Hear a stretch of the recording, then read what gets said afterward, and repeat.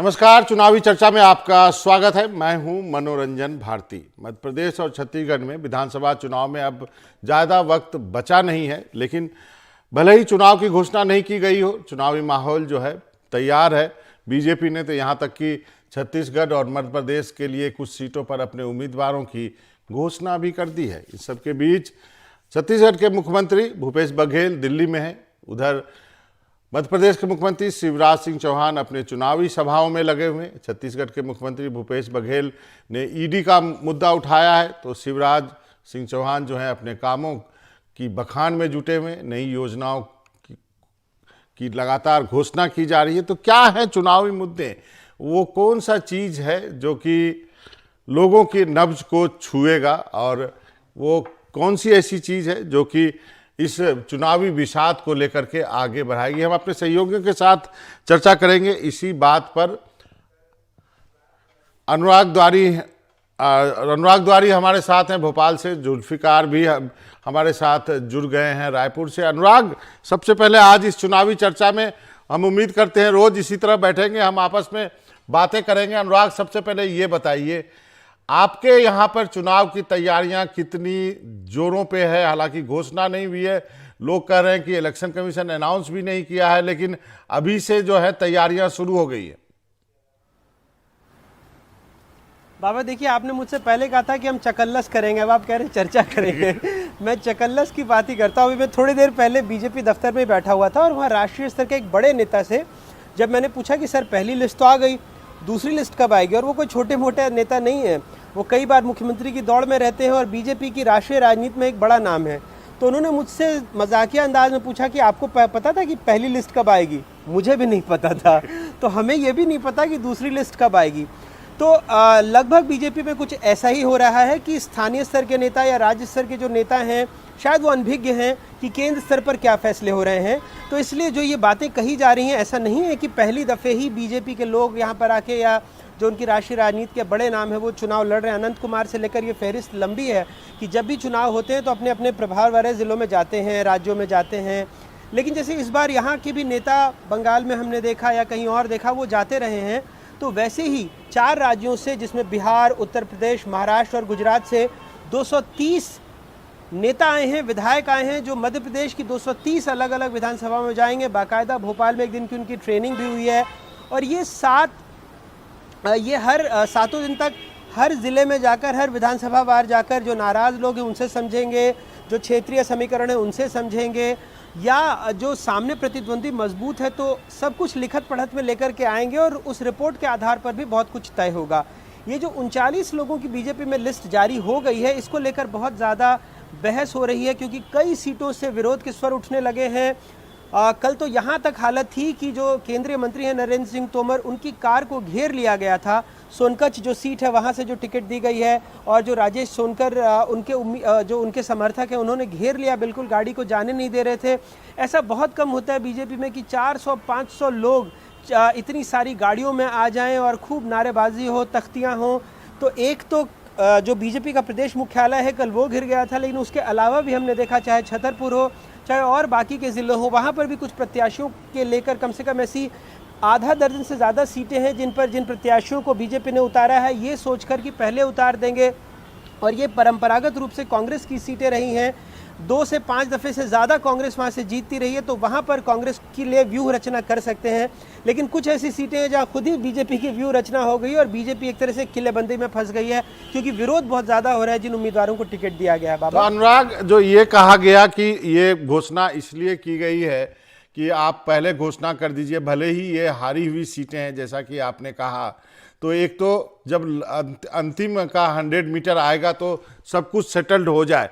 क्या आपको लगता है उस समय तक बीजेपी ने जो ये इन सीटों पर अपने उम्मीदवारों की घोषणा की है, वो लास्ट के 100 मीटर का जब चुनाव होगा तो वो सेटल हो जाएगा?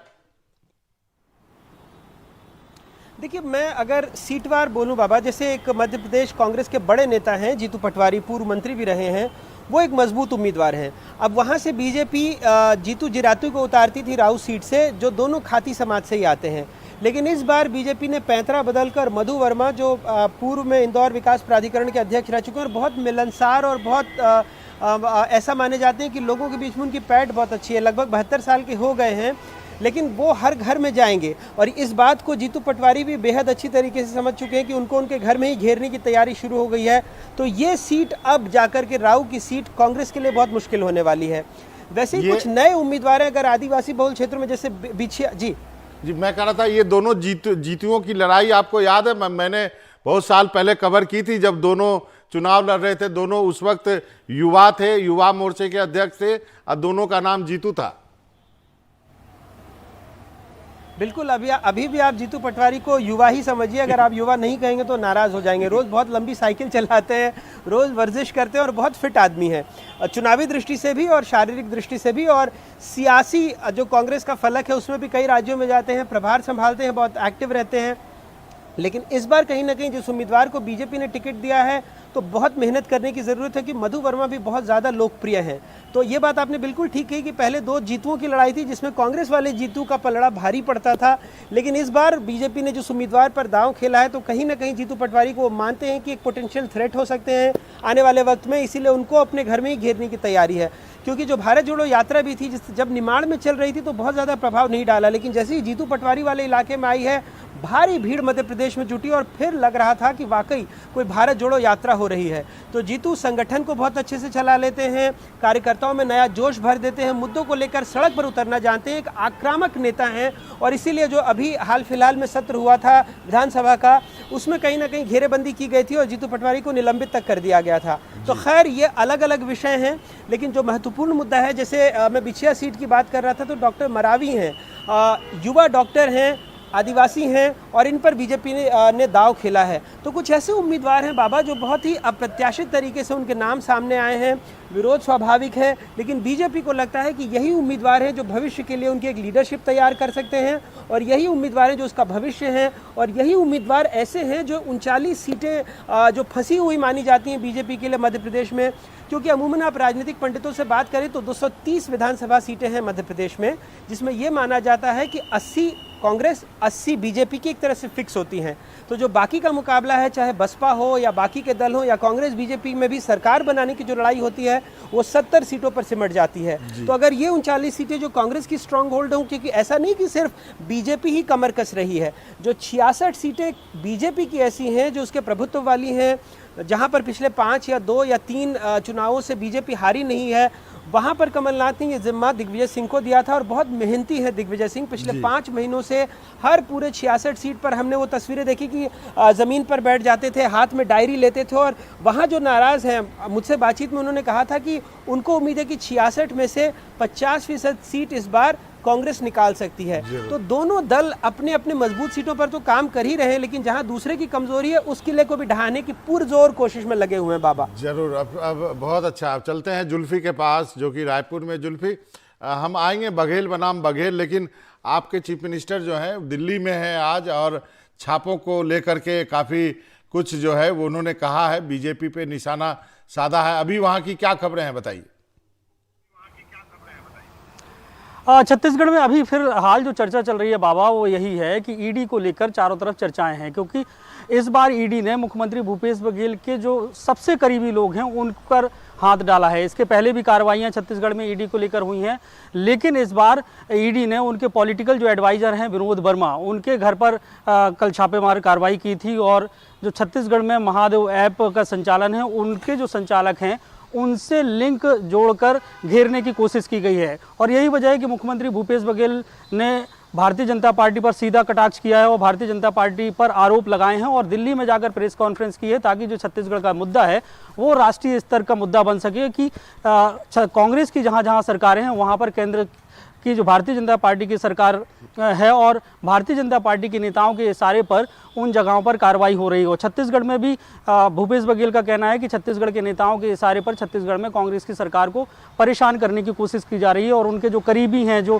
कांग्रेस पार्टी में बेहतर कर रहे हैं, सरकार का बेहतर तरीके से संचालन कर रहे हैं, उनकी छवि खराब करने की ये कोशिश की जा रही है। और केंद्र सरकार की जो एजेंसियां हैं, ईडी है, आईटी है, डीआरआई है, इनके माध्यम से सरकार को बदनाम करने की कोशिश की जा रही है। भारतीय जनता पार्टी के ये फ्रंटल ऑर्गेनाइजेशन की तरह काम कर रहे हैं। तो ये आरोप कांग्रेस की तो सत्ता पक्ष कांग्रेस की तरफ से है, मुख्यमंत्री भूपेश बघेल की तरफ से हैं और विनोद वर्मा की तरफ से हैं। तो छत्तीसगढ़ में अभी चर्चा जो है वो ईडी की है। हालांकि लगातार छत्तीसगढ़ में ईडी की चर्चा होती रही है और अब कांग्रेस ये मान रही है कि ईडी की कार्रवाई से अब उसको फ़ायदा होने वाला है, क्योंकि ईडी एक्सपोज होती जा रही है और कांग्रेस की जो सरकार है वो जनता के लिए काम कर रही है, जन हितैषी योजनाएं ला रही है, कांग्रेस का दावा है। और यही वजह है कि केंद्र की सरकार छत्तीसगढ़ की सरकार को परेशान करने की कोशिश कर रही है। तो अभी छत्तीसगढ़ की जो चुनावी माहौल में ईडी का तड़का लगा हुआ है और ईडी को लेकर चर्चा है कि अब कौन और गिरफ्तार होगा, किसकी गिरफ्तारी होगी, क्योंकि ईडी ने पहले भी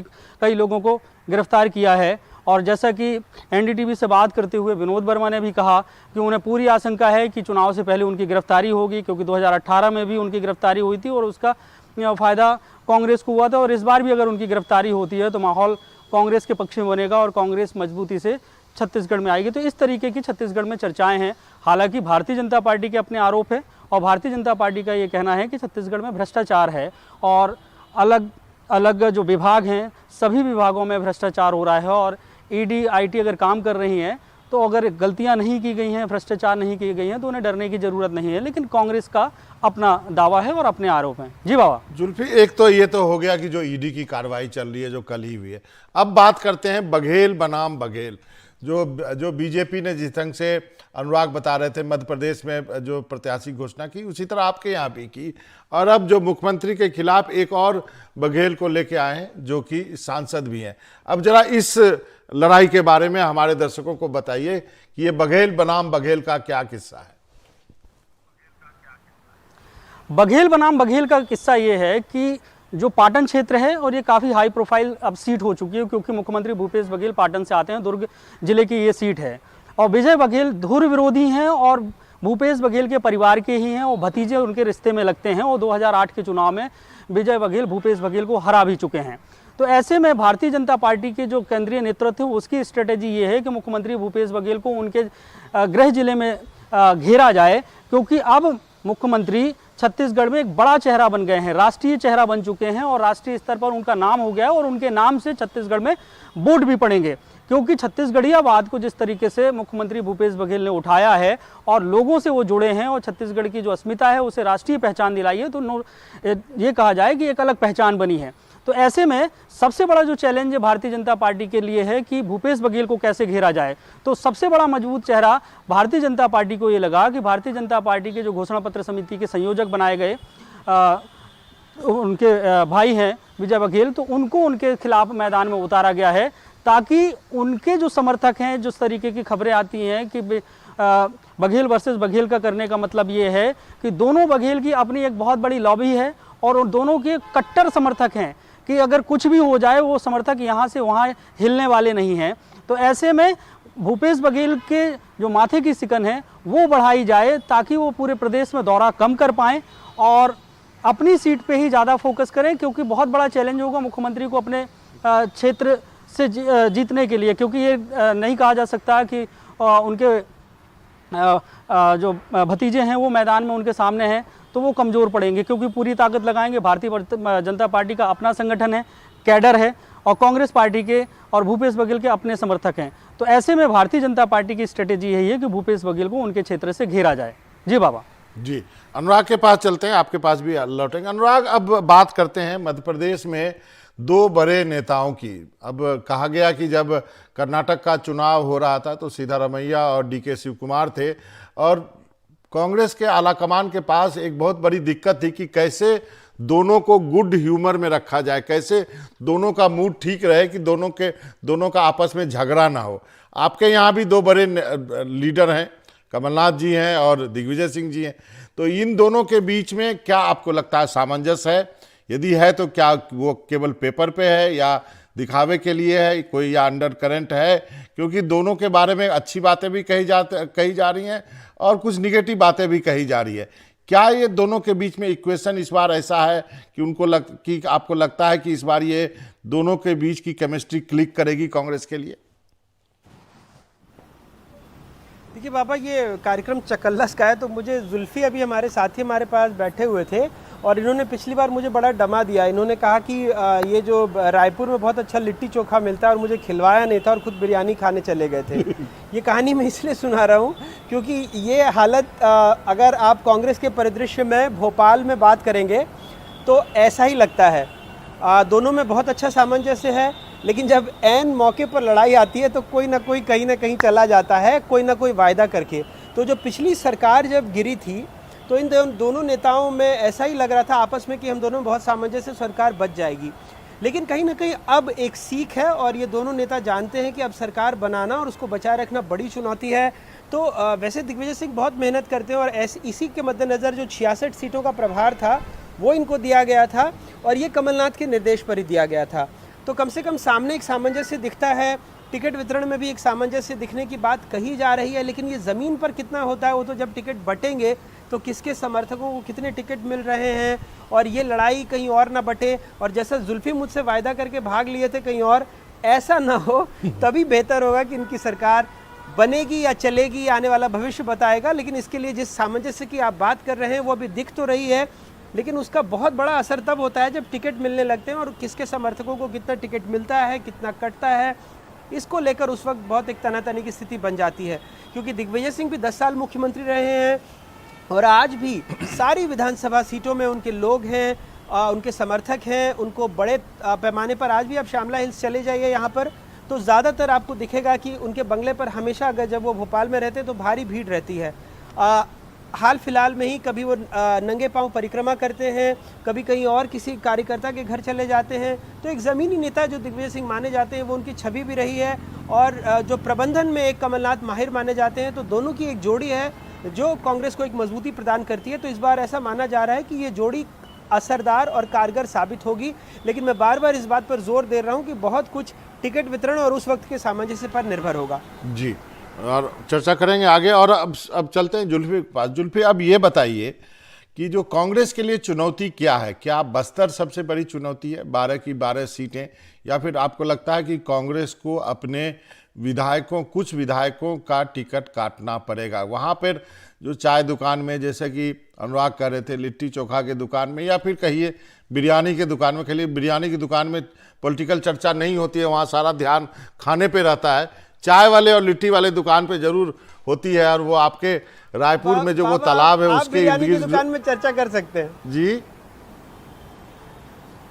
आप बिरयानी की दुकान में भी राजनीतिक चर्चा कर सकते हैं। नहीं, हम और आप तो कर ही सकते हैं, लेकिन जो रायपुर में जो वो तालाब है उसके इर्द गिर्द जो भीड़ जमा होती है, इस वक्त जमा होनी शुरू हो गई होगी, वहां पे लोग क्या बातें करते हैं? यहाँ पे जो लोग बात करते हैं अलग अलग जगह पे, तो पॉलिटिकली अगर चर्चा होती है तो यही चर्चा होती है कि भूपेश बघेल ने छत्तीसगढ़ की अस्मिता को लेकर काम किया है।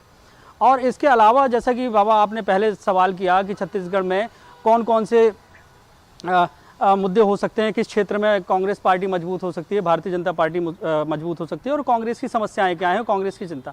तो कांग्रेस के लिए ये कह देना कि छत्तीसगढ़ में लोग ये मान रहे हों कि पूरी तरीके से सरकार वापस आ रही है या नहीं है, लेकिन कांग्रेस के अंदर के अपने चैलेंजेस हैं और वो चैलेंजेस इस तरीके के हैं कि कांग्रेस को अपने जो कार्यकर्ता हैं उन कार्यकर्ताओं को एडजस्ट करना है, उनको खुश रखना है। और जो आम चर्चा है कि जैसा कि आपने कहा कि तेलीबांधा तालाब के आसपास लोग क्या चर्चा करते हैं, किस तरीके, तो चर्चा ये होती है कि कांग्रेस के जो कार्यकर्ता हैं वो नाराज़ हैं क्योंकि 4.5 साल, पौने 5 साल की ये सरकार हो गई है। इस दौरान कार्यकर्ताओं के बहुत सारे काम नहीं हुए हैं और ये बात रही है कि कुछ सिंडिकेट लोगों के काम ही छत्तीसगढ़ में होते रहे हैं। तो ये चर्चा लोगों के बीच में करते हैं और कांग्रेस के कार्यकर्ता ये भी कहते नजर आते हैं कि पिछली सरकार में उनके ज़्यादा काम हो रहे थे और अभी उनके संगठन में सुनवाई नहीं हो रही है। तो कांग्रेस का सबसे बड़ा चैलेंज यही है कि उन्हें अपने कार्यकर्ताओं को खुश रखना है। और इसके अलावा जो सबसे बड़ा चैलेंज है, क्योंकि छत्तीसगढ़ में अभी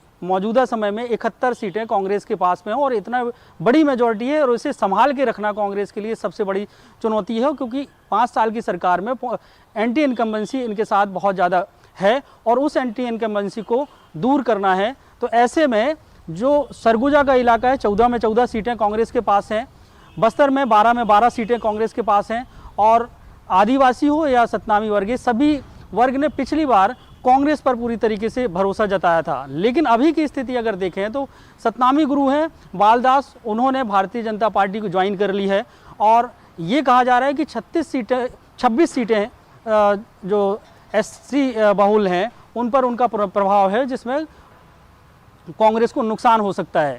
तो इस तरीके से चुनौतियां बहुत सारी हैं और सबसे बड़ी चुनौती अगर देखें तो हालांकि अभी जैसा कि अनुराग भाई बता रहे थे कि मध्य प्रदेश की अपनी स्थितियां हैं कमलनाथ और उनके साथ दिग्विजय सिंह को लेकर, तो यहाँ पे भी टीएस सिंहदेव और मुख्यमंत्री भूपेश बघेल को लेकर बीते 5 साल लगातार चर्चा होती रही है कि 2.5 साल का फॉर्मूला है। फिर उसके बाद उप मुख्यमंत्री उनको बना दिया गया कि उनके जो नाराज़गी है वो दूर हो सके।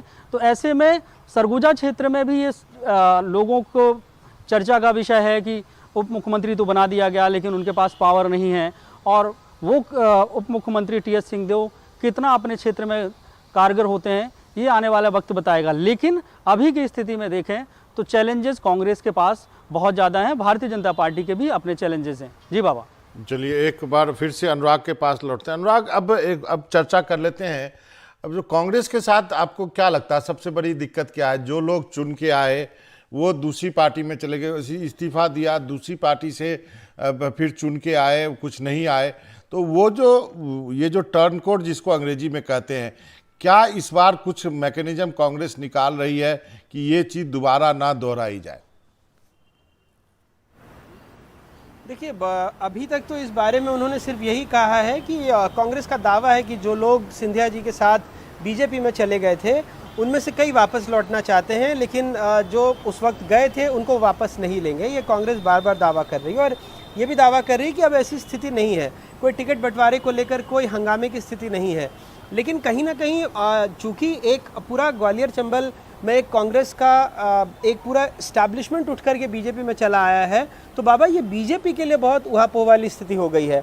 क्योंकि अब जो मंत्रिमंडल विस्तार, आप समझिए कि चुनाव से 3 महीने पहले यानी बमुश्किल 1.5-2 महीने मिलेंगे जो नए मंत्री बनेंगे, तो क्षेत्रीय समीकरणों को साधने या जातीय समीकरणों को साधने के लिए आप सिर्फ 3 नाम तय करने, इसमें भी बीजेपी को 3 दिन से ज़्यादा लग गए हैं और अब भी वो कल तक भी शायद शपथ हो जाए तो ये बड़ी बात है, जबकि उनके पास बहुत कम वक्त मिला है। और ये फीडबैक चूँकि यहाँ पर जो प्रभारी आए हैं दिल्ली की तरफ से, उन्होंने केंद्रीय नेतृत्व को बताया है कि वरिष्ठ नेताओं में बहुत नाराज़गी है। तो आप सोचिए कि ये अपने कोटे के, मतलब जो बीजेपी के लोग रहे उनको मंत्री बनाने में उनको इतनी मशक्क़त आ रही है, तो जब टिकट वितरण होगा सारी सीटों पर तो बीजेपी को कितनी दिक्कत आ सकती है।